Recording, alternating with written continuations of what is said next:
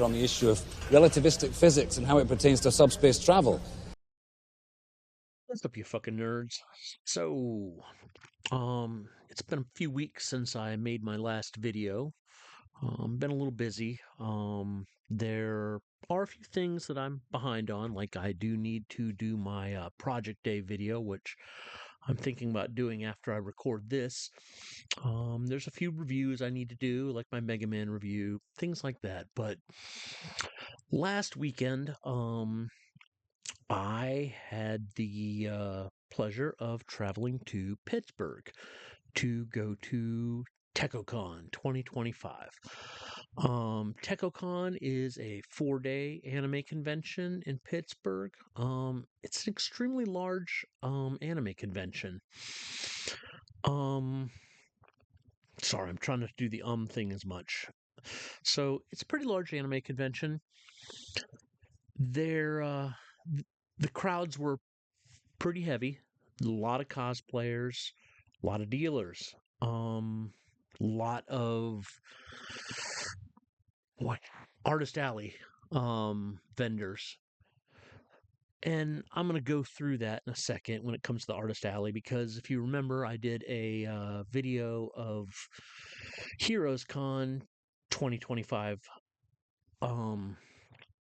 last month, and I was talking about the differences between comic conventions, especially industry comic conventions like Heroes Con, as opposed to anime conventions. And one of the biggest things that I listed that was different was the Artist Alley. But let's start talking about the con first, though. So, in this video, I did a walk around of the dealer's room and a few places around the con. I did not film inside any panel rooms or any events, mostly because during a lot of events I was tied up, and other things I was either with friends or just wasn't even thinking about filming events like panels and things like that. I did do a walk around, a very long walk around of the dealer's room, which will fill in this video so you can see cosplayers. I also will put in photos of the dealer's room as well as photos of cosplayers in this video, just to give you an idea of, the attendees. The convention, again, it was a very large convention. Larger than a lot of conventions I go to down here in the Southeast. We do have some large conventions down here in the Southeast, like Anime Week in Atlanta, or sorry, I'm still doing the thing. Oh, Anime Week in Atlanta. Sorry. But I think Anime Week in Atlanta is probably the only big anime convention that we have down this way. We do have some nerd conventions, like Dragon Con is a pretty large convention, but it's kind of all things nerd, not just an anime convention.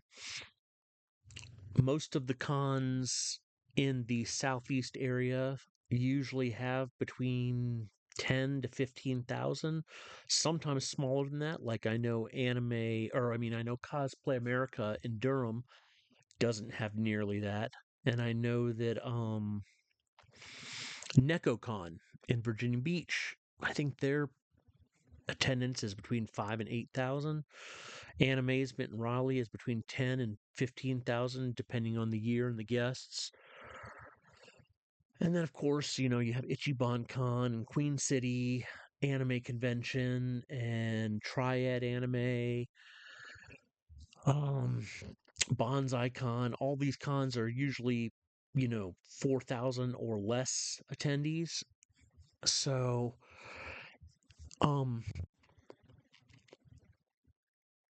Tekko-Con was extremely crowded compared to what I normally go to. I do get to go to some big conventions. I won't deny that. But compared to the ones that surround me here in North Carolina and that are in Virginia, South Carolina, and Georgia, and North Carolina proper, Tekko-Con was a lot larger. The Tekko-Con is a very inclusive convention. They were very welcoming to LGBTQ and trans and you know,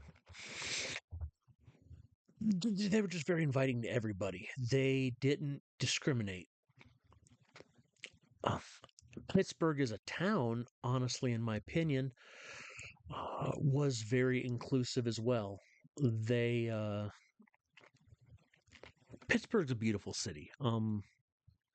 The architecture and everything is crazy up there. It is considered the city of bridges, but the architecture is beautiful, and the like I said, the whole town is very inclusive to LGBTQ and just anime fans in general. Found out a lot of things on this trip. This is actually my second trip to Tekko-Con. I didn't go last year, but I went the year before. I found out that the largest furry convention in the country is held in Pittsburgh, as well as several other sci-fi and other inclusive conventions when it comes to, you know, gay and trans rights and things like that. It was a great con. The cosplayers were great. Some of the cosplayers blew my mind. They just had some amazing costumes. In the dealer's room, there were a lot of dealers that I'm friends with and know. My boy Joe Peters, Otaku Joe, was there. Somewhere in the video of me doing the walk around of the dealer's room, you'll see me give him a fist bump. Trilogy Comics was there. I think the coolest thing about the dealer's room is they had a cat adoption center. Basically had a big tent set up, not like tent to block the sun, but tent like mesh tent where you could go in and sit with cats and play with cats. And it was just, like I said, it was really cool. Never seen that at a convention before. I thought it was very sweet. You know, a lot of fans, attendees up there got to, one, either play with cats, or two, apply to adopt a cat. I don't think they could leave the con with an actual cat, though. I think that they had to apply and be local. And then, if they were vetted through the process and found to be a suitable parent for the feline, the hair baby, they could adopt it. And super sweet, though. Like, that was probably one of the busiest booths in the dealer's room, honestly. The Trilogy Comics booth was pretty banging too, as usual, and so was Joe Peters' booth. Kyoto Anime had a lot of great stuff. The local JDM people, yeah, I'm gonna dog you guys out a little bit. I'm sorry. Because my boy Ryan at Turbo Time, is a JDM person, and there was, I don't get me wrong. I'm not going to dog anybody about how to do this. I don't see Ford and Chevy cars as JDM vehicles. Don't get me wrong. I get it that they were there because they had the Atashi graphics, the graphics cars with anime stuff all over them. But I feel that, like at a Japanese anime convention, if you're going to have JDM cars, they need to be Japanese cars, not Hyundais, Chevys, or Fords. They did have a few Nissans. They had one Honda. They had a little Japanese car. They had a little right-hand drive Japanese car that, sadly, I don't know what it was. You can leave that in the comments. But they had two Japanese motorcycles there with Hitachi graphics. I hope I'm saying that right. I think I am. Anyways, um, but yeah, that kind of killed the vibe for me when it came to the JDM cars. The uh, the Ford and Chevy just yeah, it was that killed the vibe for me when it came to the JDM cars. Didn't kill the con vibe, but I was excited from a distance when I saw them because I love cons that have JDM cars on display. But when I got close and saw that there were Chevy and Fords, it was saddening, just a little saddening. But like I said, that didn't ruin the con. The con was a great con. The staff was great. If there's any staff listening to this, in the future, I would just say try to focus more on Japanese cars.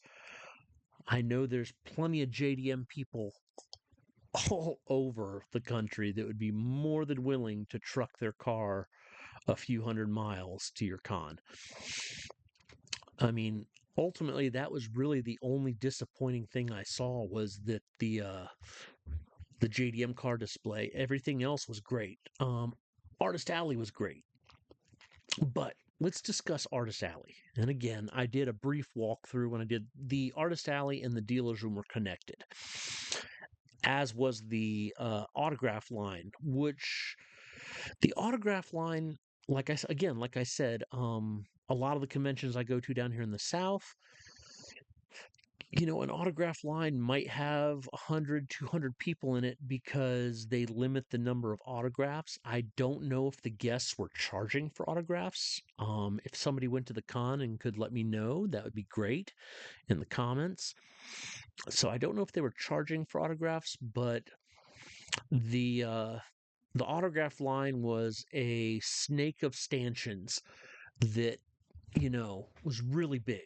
And that's something I'm not used to seeing at an anime convention. That's something I usually see more at comic conventions or pop culture conventions like GalaxyCon, where, you know, if not hundreds, if not 1,000+ people want to get autographs.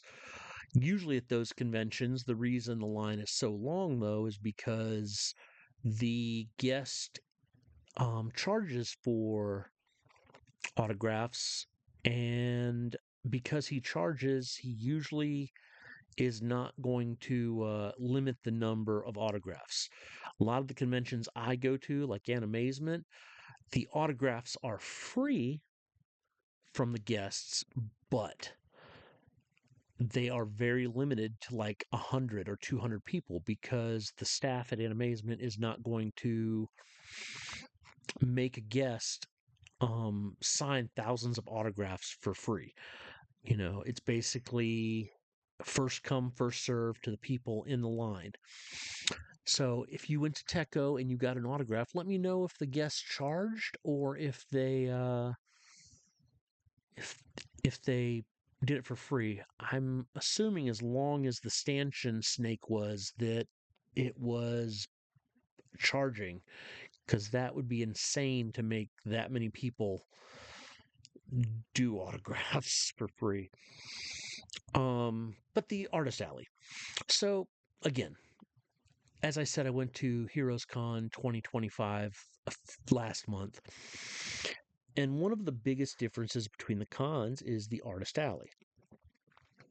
So the Artist Alley at Tekko-Con, there were a lot of people in Artist Alley that were selling stuff. Granted, it was stuff with their artwork on it, but it was things like plushies of their characters, or pins, or keychains, or what is it? The acrylic plastic, standees, or scented candles, that were um anime inspired, or perfumes that were, you know, relevant to an anime, like, like scent of so and so, or and that is one of the biggest differences between anime cons and comic conventions is the artists at anime cons tend to sell more stuff and less artwork. And, while walking around, I really started to think about it. Why is that when I was walking around the convention? And, it really makes a lot of sense because when you stop and think about it, um, the fandom for anime and manga is kind of I don't I, m- they're kind of closed-minded, and like I said, I'm not talking closed-minded when it comes to social stuff or things like that. I'm saying closed-minded when it comes to artwork and things like that. The fan art community, while it is supported, you're not going to see a lot of fan artists getting published or getting jobs in the actual anime industry doing artwork. Because sadly, between both the Japanese companies and the American fans, I don't think they're as accepted. Um, I think that anime fans are in the fandom for the Japanese artists and the Japanese companies. And over the years, I've seen a lot of American artists with old companies like Tokyo Pop and things like that who were published, and they gained a relatively small fandom within the community, but I don't feel like that they were ever truly accepted as manga artists and definitely not anime artists. The industry when it comes to anime and manga is um very closed and limited to anybody who is not Japanese, which I feel is why at an anime con you see people selling more stuff, because at a comic convention, the people doing artwork are trying to get into the American comic book industry. And because they are American artists, they legitimately have, I guess they legitimately have a better chance of getting into the American comic industry than a American artist does having the ability to get into the Japanese industry. Therefore, at a comic convention, they're selling less stuff with their artwork on it and more about promoting their artwork just in general, showing panels. I'm not talking about, panels as in like talking about stuff, talking like, comic panels, or they are, showing artwork that would represent what a cover that they would do would look like. And so forth and so on. But the American, industry is completely different and more accepting towards American artists or Canadian artists or Mexican artists, from south of the border. They are more accepting towards those communities than Japan is to those communities. And I think that is the biggest reason, because I think that's the biggest reason that the merchandise is so different um, at both conventions, or at those two different types of conventions, because, you know, American artists at an anime convention know that their chances are very limited, if not impossible, to get their foot in the door in the industry. Therefore, rather than just try to do artwork, they're trying to sell their artwork as other merchandise, um, basically promoting themselves. Because I shouldn't say promoting. Promoting's the wrong word. Basically merchandising their own artwork, because the chances of them getting their foot in the door in the anime or manga industry stateside is super, super, super, super impossible or limited. So I think that's the reason why the two industries are, or the two types of conventions have completely different um artist alleys, the way, completely different beasts in the way they're operated and run. But the as for the dealers, there were lots of dealers there. Lots of dealers had, really great merchandise. I saw a lot of stuff I wanted to buy. At the end of the video, I will most likely include a picture of my haul from the convention. I bought a lot of manga at the convention. A lot of manga. Bought myself a Fist of the North Star action figure. Got myself one or two anime trading figures, or not, a Banpresto, not trading figures, but Banpresto, lower end figures. God, what else did I get?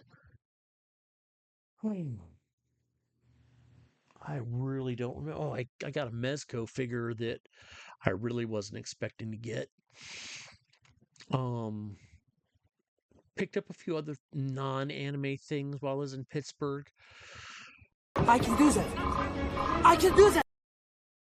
Sorry about that, folks.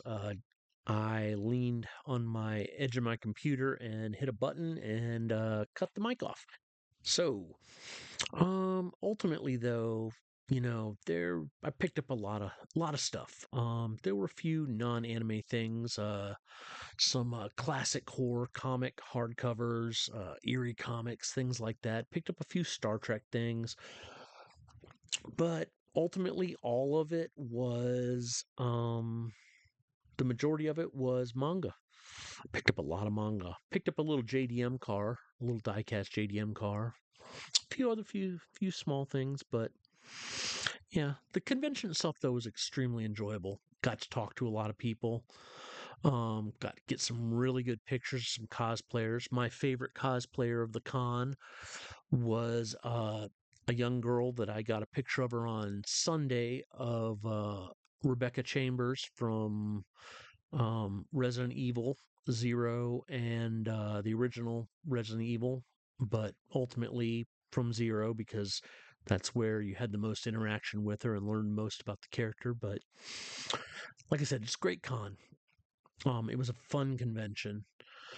Like I said, the only thing that really downed me, that I would have wished was a little different was the JDM display.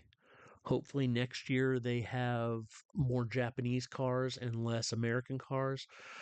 I mean, I get it that because the cars there had the Atashi wraps on them, that they were anime centric, but I think that, like I said, I think that if they just reached out, I know there's plenty of people that would literally put their car on a trailer and haul it to Pittsburgh or drive it to Pittsburgh for the weekend to be displayed. I'm not sure what kind of perks they give the people who do the JDM cars.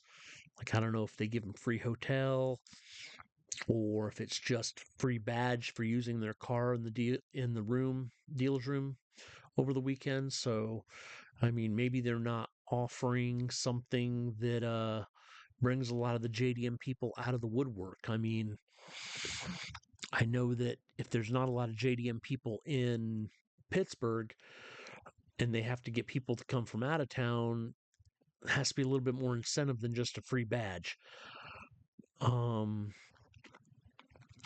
But again, like I said, that was my only I guess you say gripe. And it really isn't a gripe. It's just, something I think could have been done a little better. Ultimately, though, the con was amazing. The people were amazing. The staff was amazing. Any of the staff people that I talked to, they were top notch, had their shit together. They knew what they were doing, which is, really nice. Lately, there seems to be a lot of anime conventions where a lot of the older, experienced staff are either quitting or getting pushed out or laid off, and new staff are coming in that just don't understand or know what they're doing. Tekko-Con was not one of those conventions. Tekko-Con had their shit together. They knew what they were doing, and they did a great job at putting on a show. Um, you know, I really dig the convention center there. It's a really cool convention center. What little bit you get to see of me walking around, you can see what I'm talking about. I also did a pan of the city or part of Pittsburgh from the bay windows at the convention, so you can see the bridges and the canal that runs through there, and like all the cool. I mean, the thing that makes Pittsburgh so cool is it's in a mountain valley, so there's like it's not like a flat city. Like everything is going up the sides of mountains. And so if you can imagine a city built in a mountain valley, and both, in the center of the valley is a canal that runs through there, and the city runs up the left and right side of that canal, it's not level. It's like stepped, it's tiered.